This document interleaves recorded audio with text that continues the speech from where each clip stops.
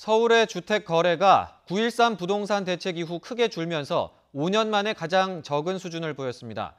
과열 양상을 보였던 시장이 안정세를 보이는 건 환영할 만한 일이지만 시장이 얼어붙는 속도가 너무 빠르다는 우려도 나옵니다. 조태현 기자의 보도입니다.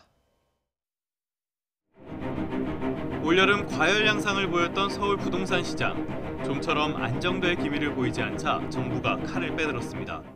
종합부동산세를 확대하고 1주택자의 청약을 제한하는 내용 등을 담은 9.13 부동산 대책을 발표한 겁니다. 예상보다 강력한 대책이라는 평가 속에 부동산 시장은 관망세로 급격히 돌아섰습니다. 실제로 지난 8월 60을 훌쩍 넘었던 서울 매매 거래 지수는 대책 발표 이후 빠르게 하락하기 시작하더니 이달 초에는 지난 2013년 8월 이후 5년여 만에 최저치를 기록했습니다.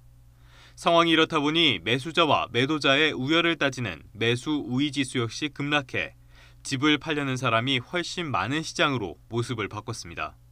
문제는 시장이 얼어붙는 속도가 지나치게 빠르다는 점입니다. 한국건설산업연구원은 내년도 전국 주택 매매 가격과 전세값이 2010년 이후 8년 만에 동반 하락할 것이라고 점치기도 했습니다. 여기에 건설 투자마저도 부진한 상태라 자칫 부동산 시장을 포함한 건설 경기가 경착륙할 수도 있다는 우려마저 나옵니다. 가격이 급등하거나 가격이 급락하게 되면 전반적인 거래를 없애면서 오히려 주거 서비스를 제공하는 데 어려움이 생길 수 있고요. 이게 거시적인 불안 요인으로 작용할 가능성은 있습니다. 따라서 부동산 시장의 안정을 유지하되 거래 절벽에는 처하지 않도록 하는 정책적인 대안이 필요하다는 지적이 나오고 있습니다.